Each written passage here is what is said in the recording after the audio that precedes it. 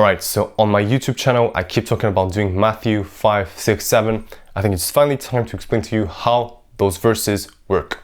So, today I have this verse from Matthew 5. I'm going to read it to you. It is always better to come to terms with the one who wants to sue you before you go to trial, or you may be found guilty by the judge, and he will hand you over to the officers who will throw you into prison. So, you've seen the title of this video. Today I have a funny example. How do IT company escape God's judgment? Anthropic, if you know this company, OpenAI, main competitor, valued at around $1 trillion. They have their own ChatGPT equivalent. It's called Claude. You can do very similar work with it. And to build those tools, those AI models, what those companies do, they have robots crawling the entire internet. They're collecting data from websites, articles, etc. They build those giant warehouses where they store all the data. So far so good. A bit gray zone legally speaking, but Anthropic got caught crossing the red line. To build those databases, they used pirated books websites. And they got caught for it. They got sued by 3 authors, representing a collective of authors. But Anthropic, before the actual trial, came to good terms with the authors.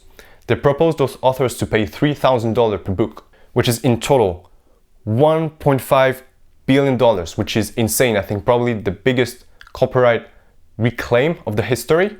But if they didn't come to good terms before the actual trial, they would have paid much more money. Because in the end, the offer was pretty good.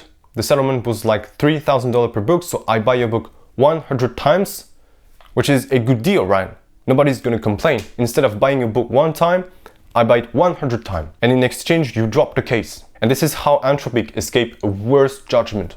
So I'm taking the final trial as God's judgment, but you understand the spirit behind this image. You have to be humble, you have to admit your crime as early as possible, and reach to your adversary to propose them a generous offer so they drop their case. So this is how those AI companies do, because it's a lot of paperwork to collect this data. Rather than asking for permission, they just go for pirated websites. I think this is why they did it. And instead of bothering, they just settle the problem with money, and that way everyone is happy in the end. I have another example.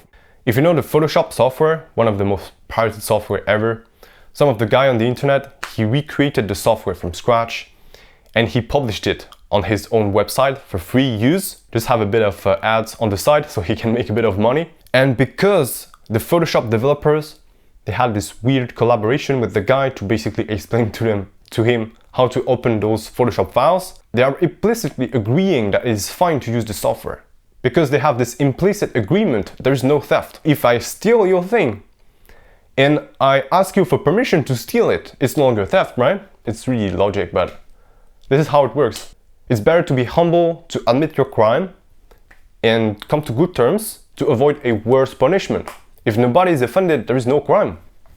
And the funny thing is that Photopea itself got stolen. So a guy took Photopea and he hosted it on his own website. He just cut out the ads on the site and he runs it for free. But because the Photopea copy is paying the Photopea software money, they are fine with it. They are fine with it because they have this weird agreement. Everybody can do their own thing. I'm just gonna put the article on the screen, but it's really funny how things work. How IT company, they do things without permission, but in the end, everything's good. So I hope you're understanding the spiritual image behind this example, and I hope this helps you implement Matthew 5, 6, 7 onto your life. Until the next one, take care.